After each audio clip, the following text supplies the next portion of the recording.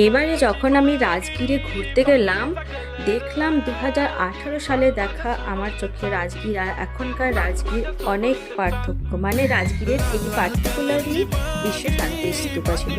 তো যাই হোক, দেখতেই পাচ্ছ চারদিকে এই যে কংক্রিটের যে মানে স্ট্রাকচার, যে দেখতে পাচ্ছ সামনে বৃক্ষকুটি ভবন, তো এগুলো আগে কিছুই ছিল না, এগুলো পুরো মাটি এরিয়া ছিল আর একটা ছোট্ট একটা বিল্ডিংয়ের মতন ছিল, যেখান থেকে আমরা ওই যে সাইডে দেখছো যে সিঙ্গেল সিঙ্গেল চেয়ারগুলো দেখা যাচ্ছে বিভিন্ন কালারের। তো এই সিঙ্গেল চেয়ারে, খোলা চেয়ারের মতন যে ইয়ে ছিল, রোপওয়ে ছিল, তো ওগুলোতে করে আমরা হচ্ছে গিয়ে পর্বতের উপরে, এই পাহাড়ের উপরে উঠেছিলাম।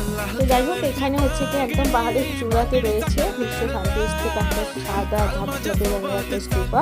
আর এখানে হচ্ছে গিয়ে বুদ্ধদেব ধ্যান করেছিলেন, মেডিটেশন করেছিলেন এবং সিদ্ধি লাভ করেছিলেন।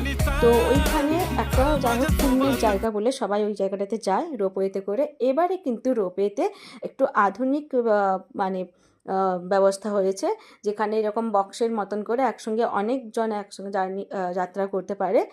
আর হচ্ছে কি ভয়েরও ব্যাপার নেই, যেটাতে আগে যেটা চেয়ারের মতন ছিল দেখতে পাচ্ছ সাইডে, এটা খুব ভয়ের ছিল, এখন কিন্তু ওই ভয়ের জিনিসটা নেই। তো পার হেড এখানে চড়ার জন্য 120 টাকা করে নিয়েছিল এবং এটা দুপুর 12:30টার মধ্যে বন্ধ হয়ে যায় এই রোপওয়ের যাত্রাটা।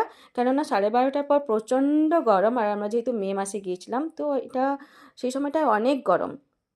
তো এবার আমরা সবাই পুরো পরিবার একসঙ্গে মিলে এগিয়ে চলেছি রোপওয়েতে করে বিশ্ব শান্তি স্তূপের চূড়ার দিকে, উপরের দিকে।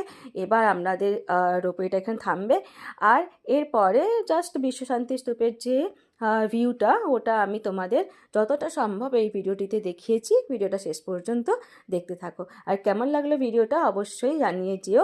এবং কিছু যদি জানার থাকে বিশ্ব শান্তি স্তূপ সম্পর্কে বা এখানকার কোনো প্রসেস সম্পর্কে, তো অবশ্যই একটা কমেন্ট করে জানিও।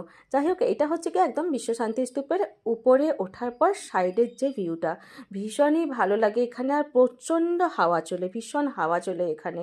তো সবাই এখানে ফটো টটো তোলাতুলি করছিলাম আমরা। আর এরপর হচ্ছে কি এখানে এই যে এটা হচ্ছে কি বিশ্ব শান্তি স্তূপের ভিউ।